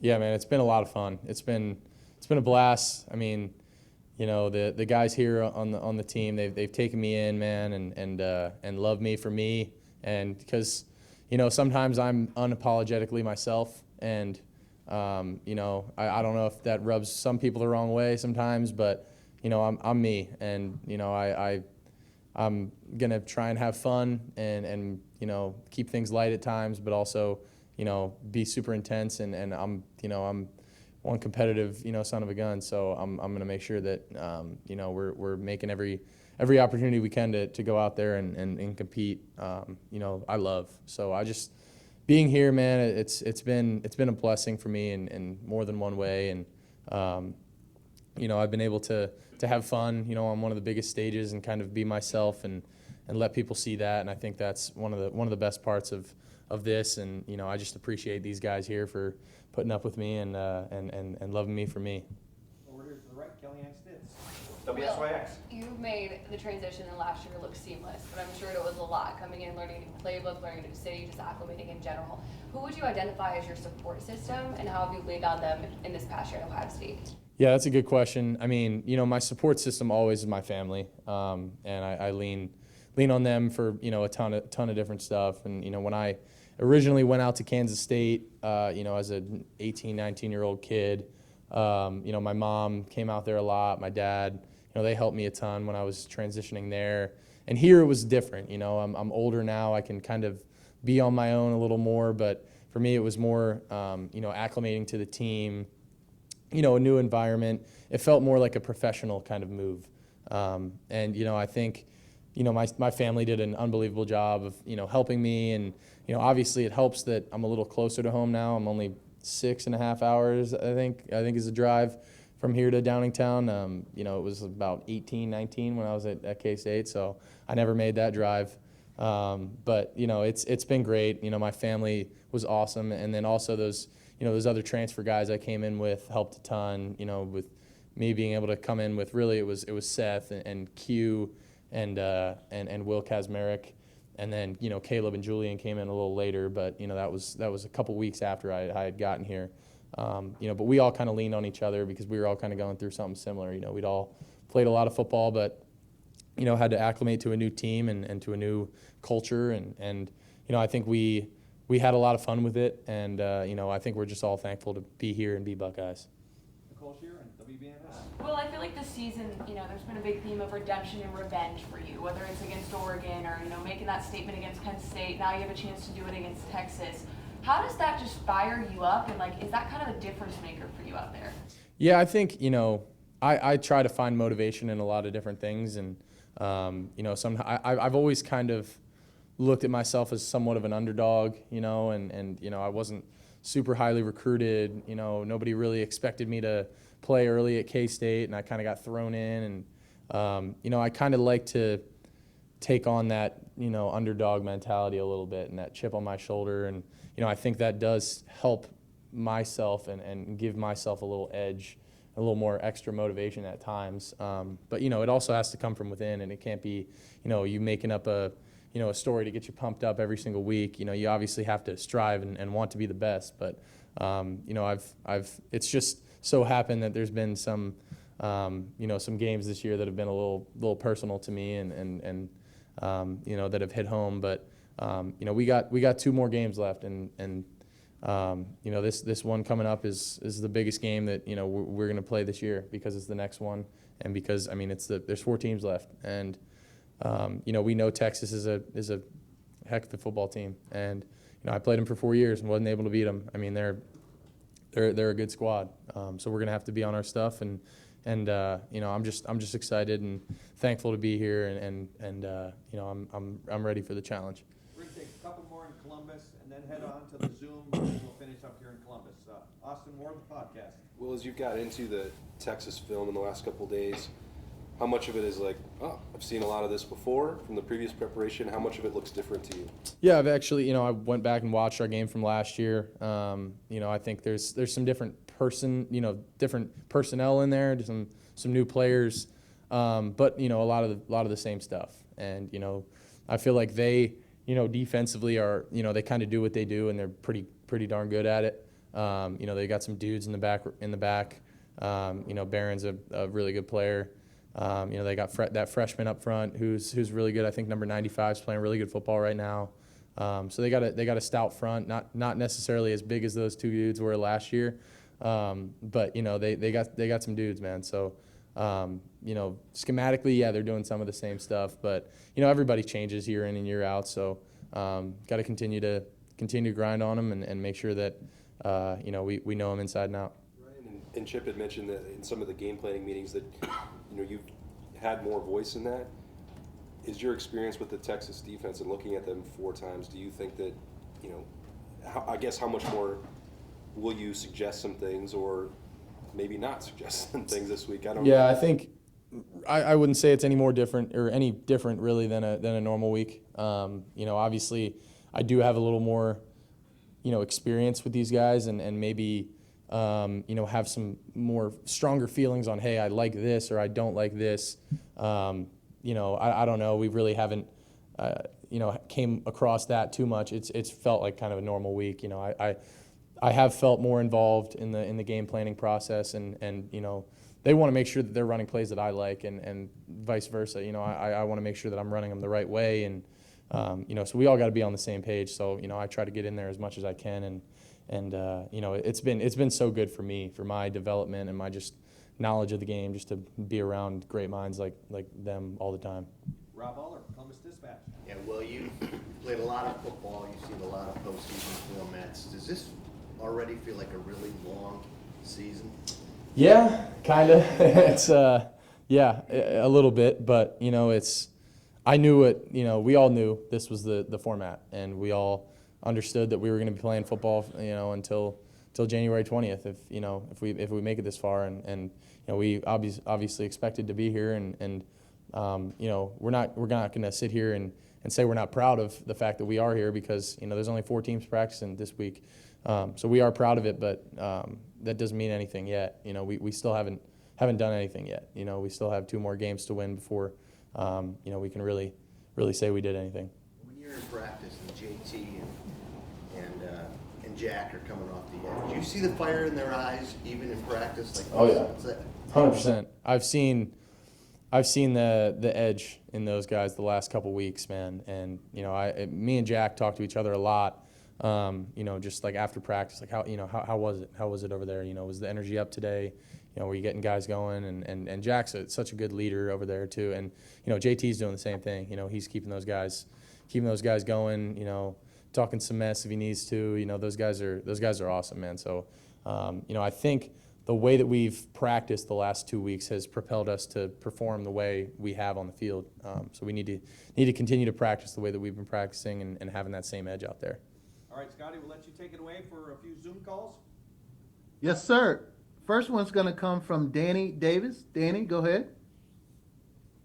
Hey, Will, from what you've seen on film and also what you remember last year, what are your impressions of not only Jade, but the other cornerbacks, Manny Muhammad, Gavin Holmes, over there at Texas?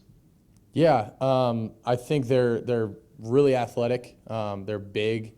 They're good. I mean, they're good players. They're instinctual. You can tell that they go against a really good offense every single day, and there's certain things that they're pretty good at that they probably see a lot from Quinn and their offense. But I think overall, man, they got some good players, but we got some pretty good players too. So I'm excited to see the matchup, man. It's I think they're more of a zone operation. Want to stay on top of some stuff, but I'm looking forward to it. I think they have a great secondary, and those dudes have had a hell of a year. So we wouldn't want it any differently than going up against the best. So I'm excited. Next question is going to come from Stephen Means. Go ahead. Well, statistically, Texas has the best pass defense in the country, 5.5 yards per attempt. You just mentioned that they're a kind of a zone operation. From a schematic standpoint, and what you've seen, how do they test a quarterback size that's allowed them to be performing at the level they performed this year? I think they try to bait you into doing things, and I think they try to bait you into pushing the ball into tight windows, and you got to be smart. Playing a defense like this, you have to know when to take those shots and when not to, and when to be smart with it. And, there's cavities, there's creases in it, but you just have to find them and be patient with it and not force it to happen because, those guys react quick, and they break on balls well, especially at the corner position. I think their safeties are really, really physical, really good players. So, yeah, man, it's going to be a challenge. May have to be a little more patient at the quarterback position at times, and not just trying to force things, but like I said, taking the game as it comes. The next question is going to come from Michael Cohen. Go ahead. Hey, Will, when Ryan Day spoke on Friday, he mentioned that for him personally, at this time of the year, he's been able to be a little bit more involved in the X's and O's and the nitty-gritty than maybe he was at other times of the year when there's other responsibilities on modern college football coaches. To what degree maybe can you draw a connection between his increased involvement and some of the explosive passing gains that we've seen the last couple of weeks? Yeah, man, he's definitely been more involved in the game planning process. Obviously, you take out some of the BS that he has to deal with as, the changing nature of college football. He's more of sometimes a general manager, in the off season and even in the early season than being a head coach. But, I feel like now with the playoffs and, having 10 days between each game, we're really able to refine our game plan, get in there and really find what we like. And I think it's been really positive for us these last 2 weeks. And we just I'm excited, to see what we draw up this week and hopefully do the same thing. Our next one's going to come from Donovan Bridgeforth. Hey, Will, Donovan Bridgeforth, TXA and 24 News. I know as a unit, you guys are focused on the many ways the Longhorns may attack you guys, but if there's one player on their defense that you studied the most in your preparation for this game, who is that player and how have they altered your preparation as it went this week? That's a good question. I don't think there's ever one guy that I sit there and just watch a ton of. I try to watch all of them equally because they're all out there. I think number 7, I'm definitely keeping a close eye on. I mean, the numbers speak for themselves. I mean, he won the Thorpe Award. He's a hell of a player. I'm definitely watching him. I think 11's pretty disruptive up front. I think number 0 is a dynamic player and a super, super good athlete. So I wouldn't say there's one guy in particular, just because they have a ton of dudes at every level. But definitely going to try and find some interesting ways to attack them. And they're good players, man. So it's going to be a challenge, and I'm looking forward to it. Two final ones on Zoom. The first is going to come from Andy Anders. Go ahead. Sorry. Just the counter plays have really opened up this running game, it feels like, in some ways. Just from your vantage point, what is working on counter, and what about the offensive line, the running backs you guys have, allows that play to be successful?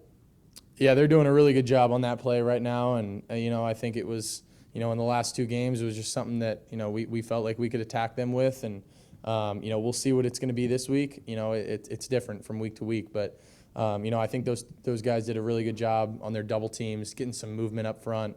And then the guards did a really good job, kicking and reaming those D ends, and our tight ends are blocking their butts off right now. So, I think that, that was a good play for us the last 2 weeks. And, we'll see what Texas presents to us, and what kind of schemes we're going to attack them with. But it's been a positive scheme, and anytime we can get those guys downhill and rocking off the ball, that's good. Final question is going to come from Dan Hope. Go ahead. Hey, Will, you mentioned seeing yourself as an underdog. Quinn was the #1 overall recruit in the country. Is that something that you use as motivation when you're going head to head with him? No, man, I'm not worried about that. We're on two different teams. We're on the two of the best teams in the country. This isn't an individual battle, man. This is a team battle. I'm not putting myself up against anyone. I'm putting me and my guys up against him and his guys. This is a team sport. So I'm not worried about that at all. Actually, we got one last question from Kurt Bowles. Kurt. Yeah, Will, I was curious on your decision to go to Ohio State, why you picked the Buckeyes. Did you have like a top 3 you were considering, and did you get any crazy offers? I think it's pretty clear why I chose the Buckeyes standing here today in front of you. This is why I wanted to come here, man. I was, when I was in the transfer portal process, there were a ton of schools reaching out to me, and really when it came down to it, it was pretty much coming here or going to the draft last year. Miami, USC were some other schools, but it was either I'm going to be a Buckeye or I'm going to the draft, and I just felt like I couldn't pass up the opportunity to come here and be a Buckeye and get a chance at winning a national championship, because this is why I came here, man, and this is why we're here. So got to finish the job. That's it from Zoom. Yeah, thank you. Yeah, folks, we can't keep him much longer, and we're going to have to wrap this up pretty quickly. Bill Landis, Kings of the North. Well, Ryan said the other day that he's been pleased with the consistency of your footwork, I think, especially in a lot of these downfield concepts you guys are working. How much time did you put into that between, about 3 weeks, I guess, between Michigan and Tennessee, and what's it been like to see the fruits of that so far? Yeah, I don't think it was anything different. It's just been continuing to grind on it and getting my feet moving, and that's a credit to them, being on me about that in practice, and making that an emphasis for me in practice, is getting my feet moving and getting them going, because you can't develop that consistency if you don't do it in practice. So I think just them, Billy and Coach Kelly and Coach Day getting on me about that in practice, making sure that that's an emphasis for me, is keeping my feet moving, and when I have my feet underneath me and my feet are active, good things happen. Kevin Newton, 24/7 Sports. Yeah, well, asking you to look back at the Rose Bowl for a second. What happened with the post-game stage incident? What's going through your mind when they don't let you on there? And then secondly, not asking you to look ahead and provide bulletin board material, but if given that opportunity again, do you take a different game plan as a mobile quarterback about getting up there? Yeah, man, it was strictly a weight limit thing. So I think I don't know if it was like a poorly executed fat joke or what this guy was trying to do. I don't know, I'm kidding. But I guess he said there was a weight limit, there's too many people on, everyone's making up stories, but that's all it was. He was telling me sorry, it's not my call. And so I ended up going to the other side and jumping on. But It was a bunch of us had to sneak on. Like, you didn't see it, but Caleb had to sneak on, and I think Lathan snuck on. So they were trying to be strict about it, but it is what it is, man. I guess they're doing their job, so I got nothing. Adam King, BNS. The last 2 games, you guys have gotten the ball first. As a quarterback, would you rather have the ball coming out at halftime with a chance to set the tone with 30 minutes to go, or get out there and chance to get up 7-0? It's a good question. You say, you want to take the ball first until you don't score on that first drive. And then it's like, oh, well, but, you get the ball first and you go down and score, and then that makes a huge difference. There's something, I really am indifferent to it. Whatever happens, happens. I can't control the flip of a coin.